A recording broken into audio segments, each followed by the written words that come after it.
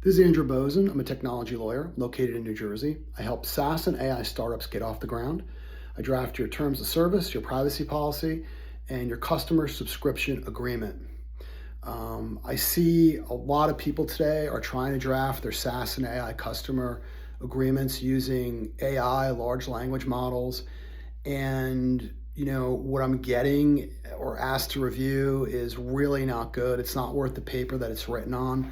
These large language models are only as good as the amount of information that you are putting into the engine to get a good agreement. An AI engine, a large language model, doesn't know anything about your business. They don't know your risk tolerance. They don't know if you have insurance or not. They don't know how much experience you have. They really don't. It doesn't really know how your software works on the back end. What the risks are or what the real problems are. As a non-lawyer, you wouldn't even know what to put into an LLM to get it to spit out what I would deem to be some sort of agreement that's okay to be signed. There are a lot of law firms that are using AI where they'll put in a contract that they've drafted or another lawyer sent them, and it'll say, please, distinguish this paragraph from another paragraph in a contract that I wrote. Please look at this contract and tell me where my weaknesses are, where my strengths are, right? But again, that's a lawyer using it for much different purposes. I highly do not recommend that you use AI to draft a SaaS or an AI agreement. So let's go back to an AI agreement. I'm drafting quite a few SaaS/AI agreements for customers, for clients, for their customers to sign. An AI agreement is really a SaaS agreement with a lot of AI language in there. There are so many issues dealing or referring or relating to AI that will dwarf a regular SaaS agreement. I mean, there are definitions for, licensing for, and ownership of input, output, content, training data, aggregated data, derived data. I mean, what people don't understand is that someone is using your AI engine and they're inputting information, trying to get output. Let's stop there. Who owns the input? Who owns the output?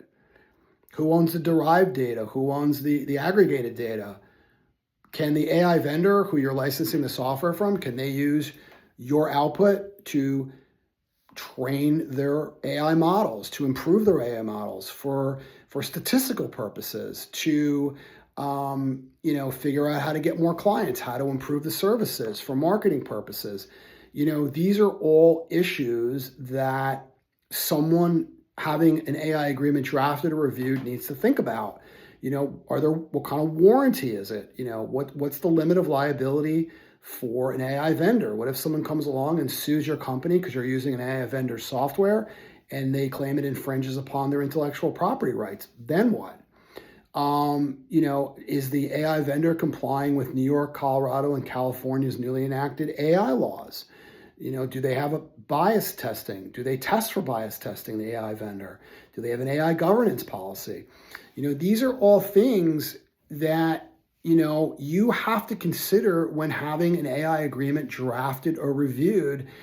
And from what I'm seeing from people who are doing it, I just don't think that, it's something that a person who's not a lawyer can really get out of an LLM AI engine right now. You simply just don't know enough about what needs to be in an agreement to protect you.